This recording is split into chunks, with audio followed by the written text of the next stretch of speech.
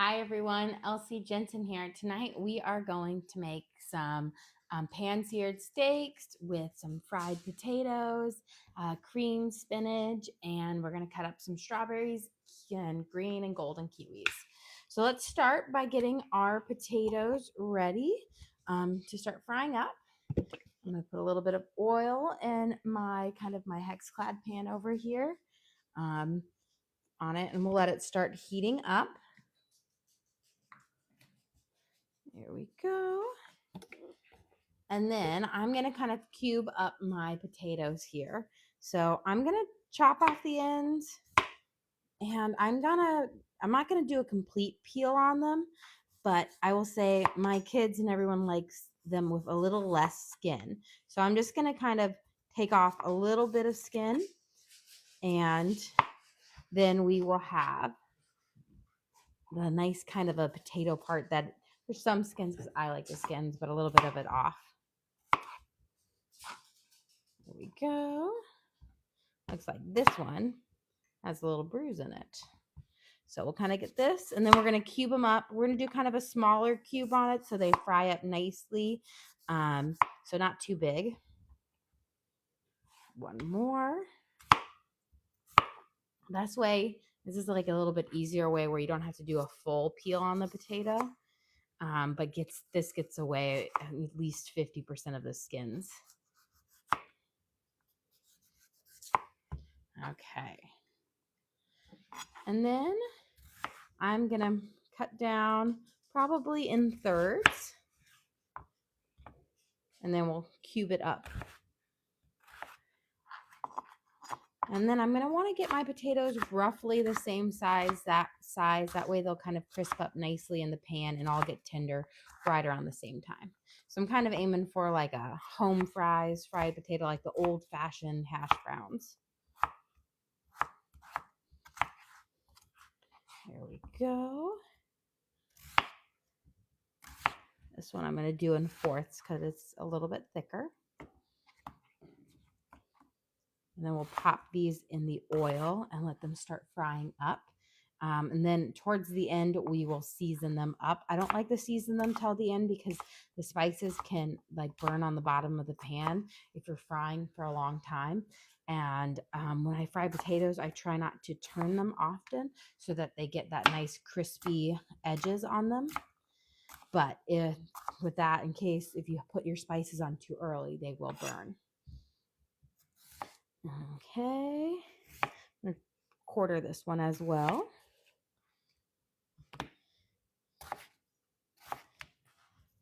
And then we'll have these going. I always say, I feel like I always overestimate my potatoes. So I was like, I'm only going to do 3 today because 3 big russet potatoes sure do make a lot of things. Okay. Let's get these in here. Got my oil heating up. Break them up. We're going to add them to our pan.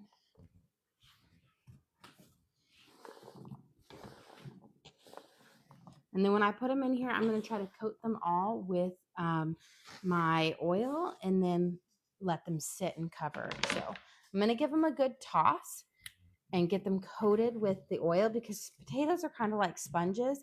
And if I don't kind of twirl them around first, that oil will just sit on the bottom and then it won't be as nice and crunchy.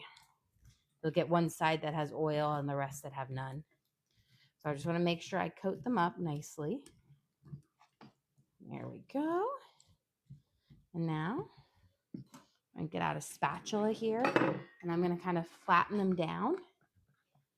And that way, and try to get them as much time on the bottom of my pan as possible.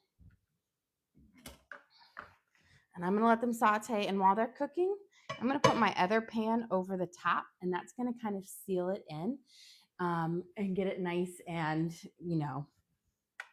nice and tender and trap that heat in there. You can always use a lid to your pan or whatnot. I'm just going to use my bottom of my pan for that. While that is starting to heat up and cook, let's get our steaks marinated, and we're going to do kind of a quick marinade on them. This is my super simple, really easy, basic, but delicious Worcestershire sauce, and garlic salt. It's all you need. You can add in pepper too, but this together gives you just enough flavor on your steak, but the meat still shines. So we're going to give it a nice drizzle on each side. This Worcestershire sauce, it is a vinegar base, but you're not going to get that vinegar flavor in it at all when you eat it. That vinegar is essentially going to break down the fat in your steak and leave you with a really, really juicy steak. We're going to give it a nice little coating of salt here. And these are New York strips. You can tell that they're New York strips because, as you can see, I have a big strip of fat on each side. I personally am a ribeye girl, but everybody else in the house likes New York strips. So I've always just bought New York strips. The nice thing about a strip is outside of that strip of fat, which will give a lot of flavor and tenderness, there isn't a lot of fat in the rest of the steak. A ribeye has more marbled fat, which means you get a bit more fat throughout. But this, you can see, it's just really that pink kind of meaty flesh. And we're going to do a little bit of Worcestershire sauce on the other side. And then a little bit of garlic salt. Now, what I like to do when I'm pan-searing strips, because on a grill, you'll get that high heat that will really crisp up that fat on the side. I will do one part after I've seared off on both sides. I'm going to cook it on that fat part to crisp it up, let it out. It just brings more flavor into the steak. Okay, we're gonna let this sit here for just a second and kind of marinate for a little bit. And while we're doing that, we're gonna prep up our onions. These are gonna go into our potatoes. They'll add a little bit of flavor. I'm gonna leave the white parts to go with our steak because I'm gonna do kind of a garlic butter, saute on our steaks, kind of drench them in the garlic butter as they saute. So I'm going to save those white parts for that, and that will give it a little bit of an onion flavor. But the rest I'm going to go into our potatoes. And these will add just a nice bright little bit of fresh green to it. I'm not going to add them until towards the end of cooking. Now, if you were going to use the whole onion in your potato, I would throw in the whites now so that they can start to saute up. Okay, I can start to hear my potatoes cooking up here.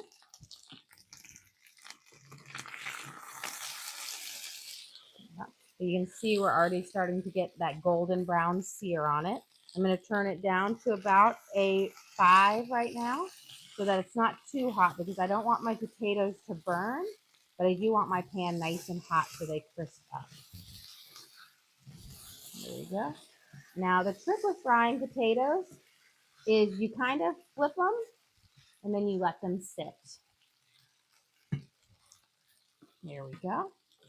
Now, I'm going to turn on my pan here for our steaks. For our steaks, we're going to kind of do it in 2 parts. We're going to do a high sear off on both sides, and then we're going to turn it down lower, and then we'll put in some butter to melt with the steaks in there, add in some garlic, add in the whites of our green onions, and then we'll spoon that butter over it. But we're going to start with a little bit of oil to sear them off. I'm going to let my pan get nice and hot here. And then I'm going to grab, excuse me, since I'll be using my pan, I'll grab a lid to kind of use on that. I've got my little doggies right here. They're right at my feet. And I'm afraid I'm going to step on her. Bruni, move. I don't know if any of you guys else have dogs at home, but I have 2. Right now I have 3 because I have my mom's dog because she's out of the country. But one of my dogs just lives at my side 24/7. Can't even go to the bathroom. They're always there following me around. And here we go. Got a little bit of moisture on the bottom of my pan from steaming up.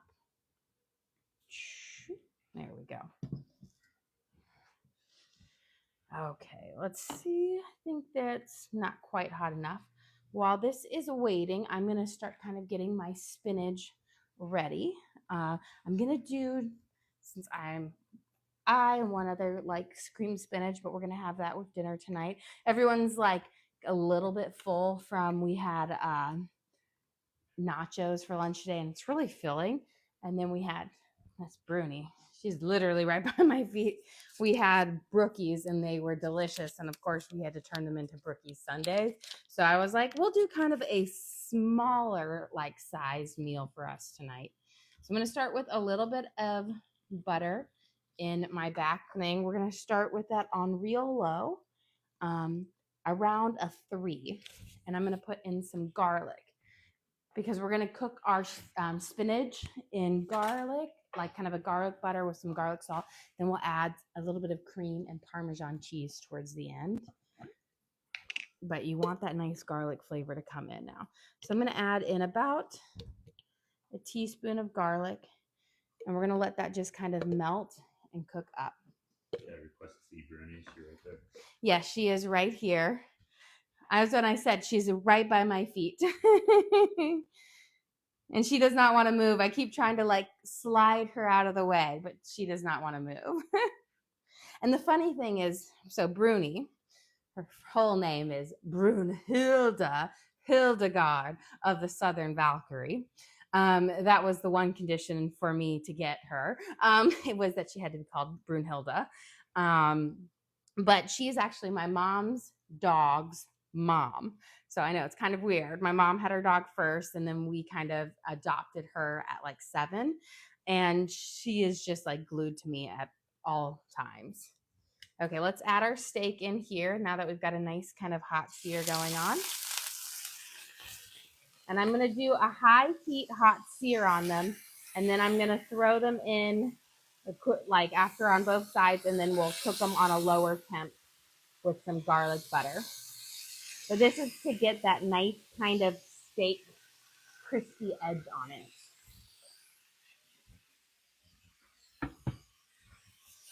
There we go.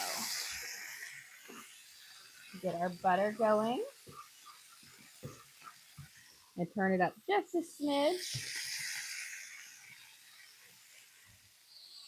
And then I'm going to put my first batch of spinach in. With spinach, you want to kind of do it in batches because it's so big, but it will shrink down to practically nothing. So we just add in a little bit at a time and we'll cook it up. So we'll add in our first batch of our spinach, and we'll let it nice and cook. Now we're going to see. There we go. So we've got our our high heat sear. I'm going to flip it over. We're going to do the other side. And then before I turn the heat down low, we're going to sear off that fatty side as well. That will allow as much of that meat juicing to drip into the pan, but and crisp it up a little bit. I've got my steaming here. I'm going to go through. I'm going to kind of flip my potatoes over.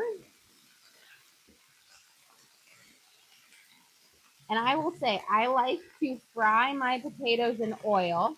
I think they fry up a little bit crisper. But if you like that little bit of that butter taste towards the end, if you add in about a tablespoon of butter, you'll get that nice kind of savory fry that a butter gets. But oil, I think, will give you the more of the crisp in the beginning. There we go. I'm going to turn it down to about a 4 now. Let's get these guys going. Kind of coat them up. Yeah. Now these should be ready to go. And this is kind of our balancing act. So I'm going to turn them and put them on that fat side. Luckily, these are fat enough so they're able to stand up on their own without falling over. But we're going to sear them off that fat so it gets crispy, because otherwise you're going to have a chewy fat on it, which most people cut theirs off, but some people eat it and you want to crisp it up. And I feel like it's going to give you the best flavor to kind of crisp it up just a smidge with that. I'm going to turn my pan down to about a 6. I had it on an 8 for this high sear because I want this beautiful crust. Like, look at this one right here. He's like my perfect crust. That's exactly what I want, that nice kind of brown little sear on it. But the inside right now is still at a rare. And I'm going for a medium rare, which will do lower heat with the butter going over it. Okay.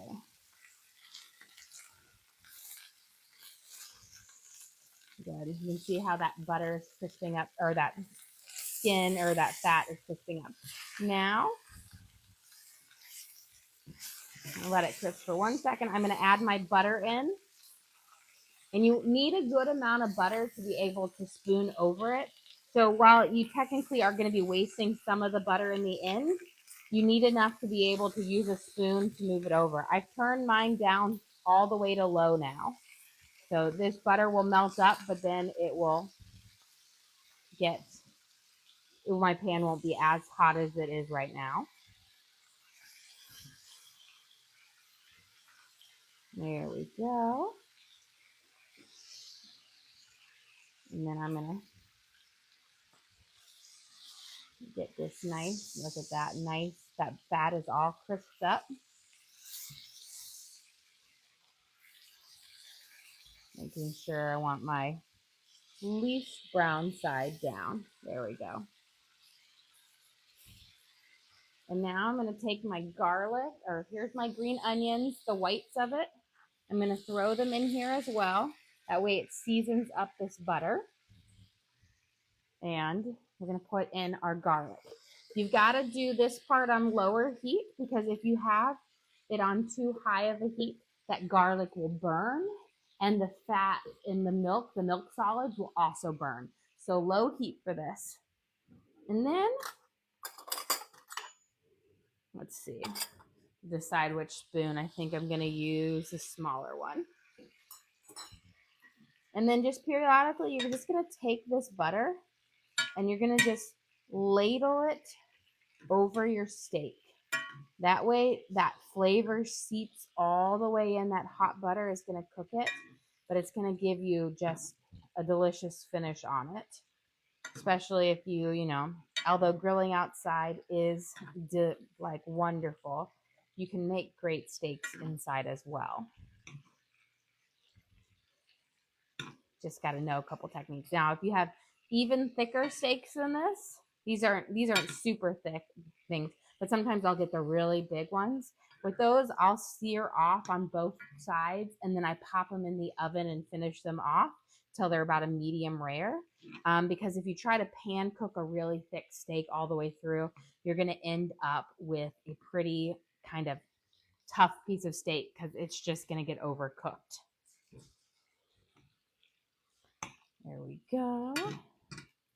And then I always do kind of my feel to know when I'm at a medium rare.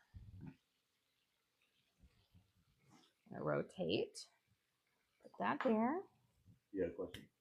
What else did you use besides garlic and onions for the steak? So before we did our sear off, I marinated them with Worcestershire sauce, and garlic salt. So very simple. You can add pepper too if you want. Sometimes I add pepper, sometimes I don't. It just depends how I'm feeling. But those, I keep it really simple, because steak is one of those meats that I feel like if you have a good cut, the meat needs to do the talking. It doesn't need to be dressed up. It doesn't need to be fancy. Now, if you have a cheaper cut, that's where you can make the sauces and make it a little bit fancy. But a nice cut like a New York strip or whatnot, you shouldn't need to do anything to that. The meat should be able to stand on its own. I am like literally having them jump out because I'm using a tiny pan. There we go. And then we'll check on our potatoes. Move this right over here. Okay. There we go. Now we're getting this. And I think I'm going to leave mine. Looks like I've got mine tender enough. I'm going to leave my lid off, for the rest. I don't do my lid on the whole time because if you do, you'll have mushy potatoes at the end and not crispy. Now I want all this extra moisture to kind of fry off. Okay, so I've got this. Almost stepped on Bruni again. We're going to add our green onions in, kind of flavor it up. We'll let them sit there, let that steam continue to escape. And then we're going to season it with some onion powder, garlic salt, and Mrs. Dash's table blend. A little bit of garlic, probably keep it open. Garlic salt over the top. And I'm going to let it, I'm not going to mix it in right away. I'm going to let it steam up because the steam that's escaping that extra moisture will hydrate those spices a little bit and allow their flavor to come out a little bit more and prevent them from sticking to the bottom of my pan. Got a little bit of onion powder here. I'm going to use just about a teaspoon. That will give you a nice savory flavor. And then Mrs. Dash's table blend, which is kind of a fine brown spice blend, which I think is really great because it doesn't have a lot of texture to it, but it has a lot of flavor and no salt in it. I'm gonna put about a teaspoon of that. We're gonna let that sit there for just a second. And I'm gonna slide this down and spoon it over as it cooks nice and low, because we want it to just really kind of cook slowly as it goes through. You don't want to cook it too hard because then what you'll get is a really tough outside. There we go. And then again, these are getting pretty close to done, which is perfect because we are kind of almost done with everything in just a second. We've got spinach is almost there. I'm going to add just another handful more. You can see how it just kind of disappears. With the spinach, I'm going to cook it until it keeps wilting down, and then at the end, I'll add in the Parmesan cheese and the cream. You know, we started with garlic and butter, but you don't want to add the cream or Parmesan in otherwise until the very end. Otherwise, it can burn or stick to your pan, or with the cream, it will evaporate, and then you have to keep adding more. So just do that. Put that over here. You have a question? How can you tell the steak is done just by touch? So there's like a trick with your face, as what I've always been taught. So it's your cheeks are like rare, and then I was like, I gotta feel it. Your chin is medium rare, and then it's well done. So it's the squish. You gotta feel like that squish. So if your cheeks are really squishy, that's gonna be a rare. Your chin has a little give, that's a medium rare. And this has a little less give, a medium, and then your forehead should be pretty hard. That's well done. So that's kind of how I've always done it, and my steaks have turned out pretty good.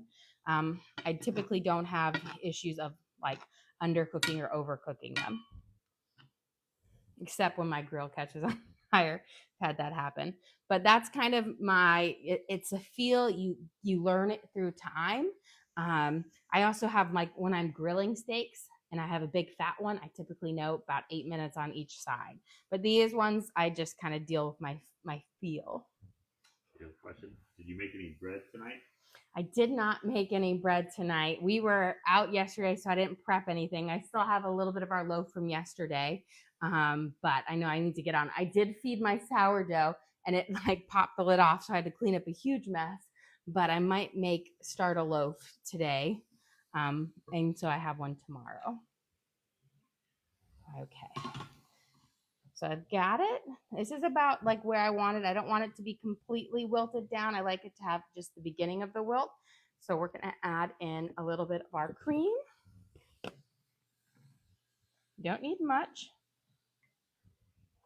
And then our Parmesan cheese. I'm going to kind of put it over the top. We're going to let it simmer on low for just a smidge until that starts to melt. I'm going to also put a little sprinkle of garlic salt. And it's really simple. You don't need much ingredients for kind of a basic cream spinach, but delicious. Let's do our flip. There we go. See, now that we've got most of that steam evaporated off, we have a nice kind of tender, soft potato. That will be delicious with dinner tonight. And then what I like to do is I start with oil, but I will finish with just a small pat of butter. It kind of gives you just a little bit more flavor. Because I find if you fry your potatoes in just butter, that butter is going to burn and it's just not going to turn out well. I've got to apparently I have a bunch of pats of butter over here. It's my kids. They open up a new stick of butter before finishing one. There. So I put in about a tablespoon of butter. And we're going to let that kind of melt in there, but that will just give a little bit more moisture, a little bit more flavor. But most of it, we just did it, crisped it up with that first tablespoon of oil. There we go. We'll let that finish. I'm going to turn that one down low. Turn this down low. We're going to do a nice little drizzle again over the top. There we go. Yeah, question. What temperature are you keeping the potatoes at? The potatoes, I just turned them down to low, but I started them off at about a 6 while I was steaming cooking them then with the lid on. Then when I took the lid off, I turned it down to about a 4.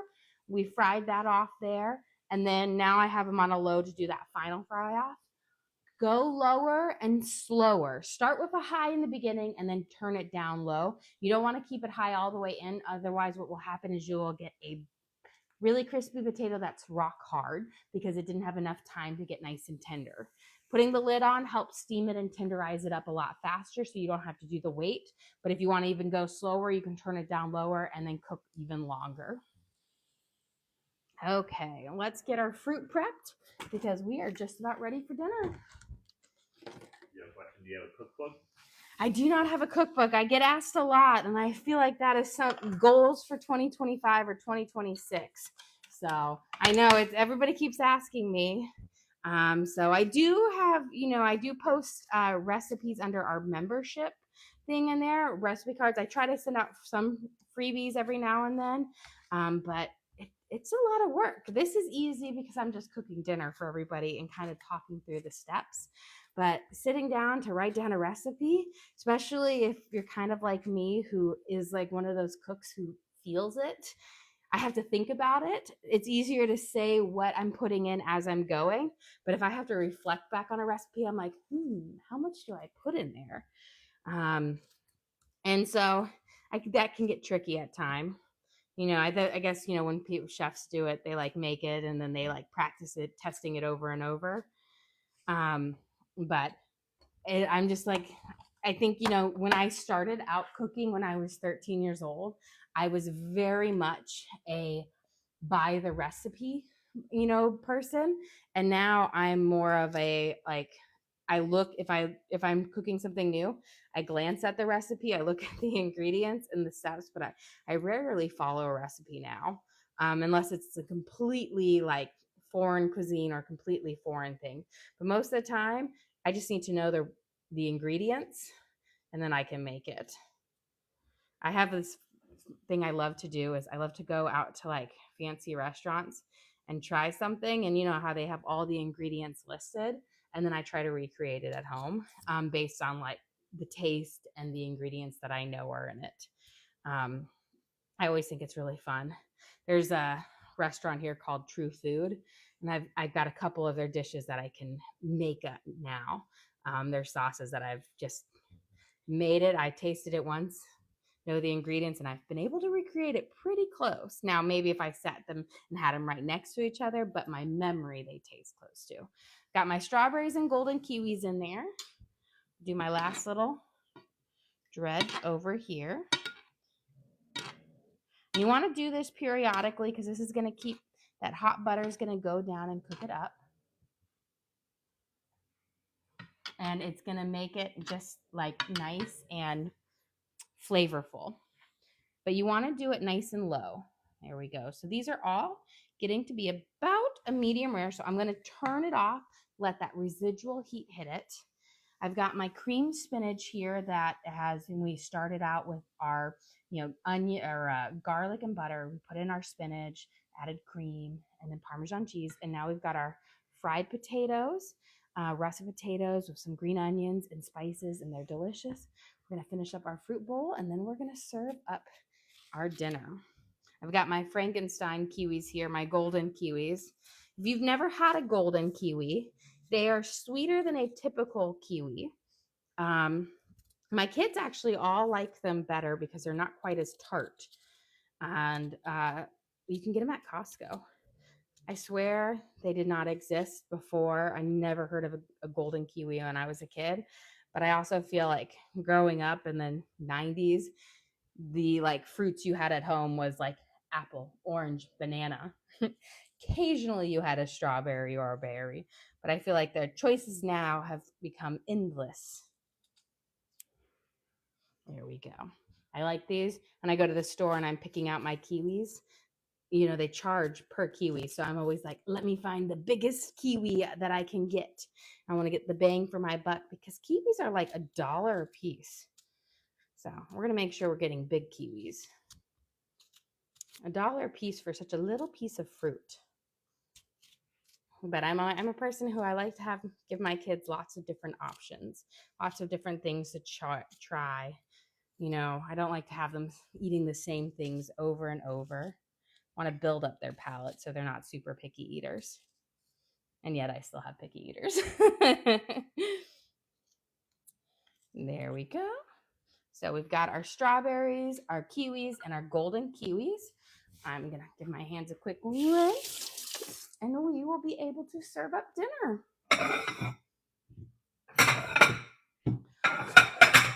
Let's grab. We've got off. Okay, for dinner tonight, let me grab. I've got it all right here. We will start with our New York strip that we have seared in a garlic butter. So it'll have lots of that flavor coming through. And it will also keep it nice and tender and juicy. We've got our crispy fried potatoes. We used russet potatoes. We seasoned them with Mrs. Dash's table blend, onion powder, and garlic salt. We've got our creamed kale here that we put fresh cream in, spinach, garlic, and a little bit of garlic salt. And then, of course, we'll have our bowl of fruit because I like to have fresh fruit with every meal. It just kind of completes it out. But a really simple, quick dinner that we can make in like 30 minutes, which is nice because you can do it on the stove really fast. You don't have to get fancy with it, guys. Well, guys, thank you so much for joining us here today. Don't forget to like and subscribe. I try to do live cooking shows every single day, show you what we're making for our family, and hopefully teach you guys something along the way. Again, we do upload all of our videos to the link on our page, so if you ever want to recreate any of these recipes at home, you can just go to the link, search for what we cooked for, so steak dinner, and watch along and cook along with me again. We also have a link to our Amazon storefront, which has all of my cooking gear in it. So I have my Hexclad pans in there. This is actually a set, but you can buy them individual. Love Hexclad, love them. I've had them for 2 years, haven't scratched them once. So they truly are indestructible. But I also have my knives and my cutting board and even my spatulas and everything in there if you're interested in that. But again, guys, thank you so much for joining us here today. Don't forget to like and subscribe.